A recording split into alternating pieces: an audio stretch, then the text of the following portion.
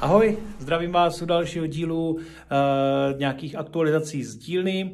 Momentálně teda to teďka vypadá tak, že zabrušu ventily, co vám teďka za chvíličku ukážu.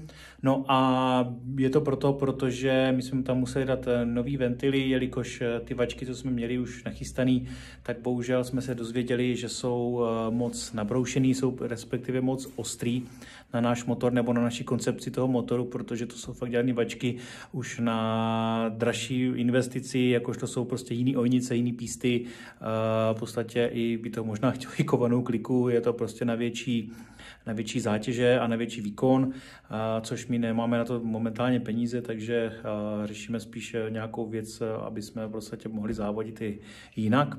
Takže my respektive ten spodek máme v podstatě celý sériový, co jako jsou písty a ojnice, takže je to prostě vyčištěný, písty jsou daný nový s kroužkama.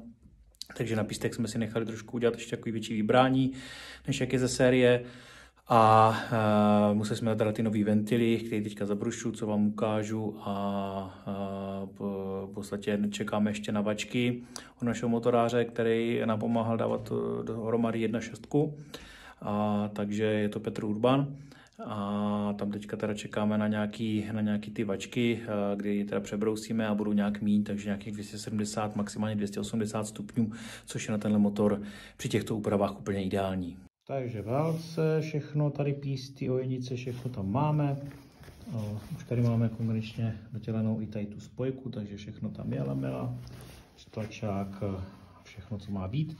Jsme si teda tady nechávali dělat trošku větší takový záhluby, zářezy, aby samozřejmě to mohlo jít dobře. A co já teda dělám, tak zabrušu tady ventily, takže tady tuhletu řadu těch sacích ventilů už mám v podstatě hotovou. A teďka teda postupně zabrušuju tady tyhle ty výfukové ventily. Teďka jsem zrovna na zabroušení, kde mám tady takovouhle pastu. Tady to dám semka zhruba tady na tu část toho ventilu. Zaklapnu a tady touhletou věcičkou, která v podstatě vlastně vzduchem se hýbe a dělá vlastně takhle. Takže se hýbe jenom vlastně takhle. Takže takhle to v podstatě dělá. A přiloží se to tady na ten ventil. No a pořád se tak musí prostě povolit, zase povolit dát a takhle pořád dokola. Trošku taková větší nebo taková zase nějaká mravenčí práce, která je potřeba, nicméně je to prostě nutné na to, aby ty ventily konkrétně pořádně těsnily a k tomu, že tam jsou prostě fakt opravdu velký tlaky.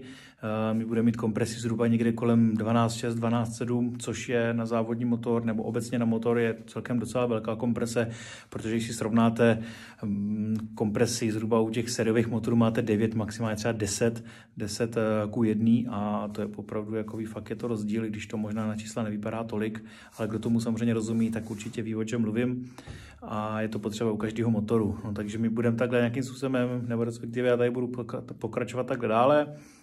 A když budou samozřejmě zase nějaké aktuality, momentálně čekají na ty vačky, tak doufám, že už co nevidět budou, tak to v podstatě dáme zase dohromady, složíme to, musíme nastavit rozvody, koupili jsme si tady nějaký ty nastavovací kola. Tak ty nastavovací kola vypadají teda tímto způsobem, tady je to klasicky umístěný na vačku servou a tady se pak povolují tady ty šroubky a může se s tím prostě různě natáčet, tak stejně samozřejmě tady to malé kolečko. Takhle v podstatě je to v tom motoru, tady máme velký kolo, malý kolo, tady jsou v podstatě ty rozvody, no a dá se to v podstatě krásně nastavit. To jsou v podstatě nějaké ty novinky, které momentálně řešíme. Ještě tady teďka vám ukážu jednu věc, kde řešíme ten rozdělovač na zapalování. To je v podstatě to víko motoru. A tady máme tady ten mezikus, který se tady přidělá a do toho se vloží ten náš rozdělovač. Právě tím způsobem udělaný tak, protože my chceme zachovat v podstatě ten rozdělovač, aby tam byl, aby to zapalování, všechno to, co bylo na 1.6, tak furt zůstane v podstatě stejný, jenom uděláme nějaké drobné úpravy na jednotce.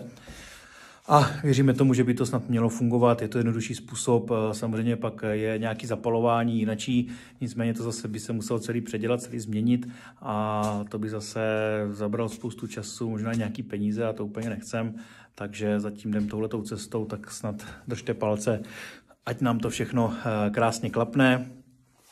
Teďka v podstatě končí leden. V únoru někdy doufám, že už by snad měly přijít ty vačky, takže to bychom snad mohli dát dohromady. No a plán je takový, že to dát v únoru dohromady, zkusit to dát nějak do auta už, přidělat to tam pěkně, během března to ještě nějak doladit. No a v dubnu bych právě už chtěl jít na nějaké testování, na nějaké letiště, kde bych to vyzkoušel a potom už konečně na první víkend v květnu na první závody. Tak a vypadá, že to je celý hotový. Takže vypadá, že jsem teda teďka dokončil všechny ventily, všechno jsem přetěsnil, nebo respektive vyzkoušel, jestli to všechno těsní to. Někdy třeba úplně na 100%, někdy tak na 98%, kde lehce něco prolíná, ale to je všechno v normě. A jinak je to teda v pohodě, vypadá to následovně takhle. Takže všechny ventily tam jsou a je to všechno tady, jak má být. To je paráda. Takže tohle by zatím bylo z nějakého dalšího postupu, co se děje v dílně, další díl. No a teda dál sledujte zase, koukejte na Instagram, případně na stránky, nebo tady na YouTube a budeme se hlásit zase s dalšíma postupama, jakmile něco zase bude novýho. Tak se mějte hezky a ahoj!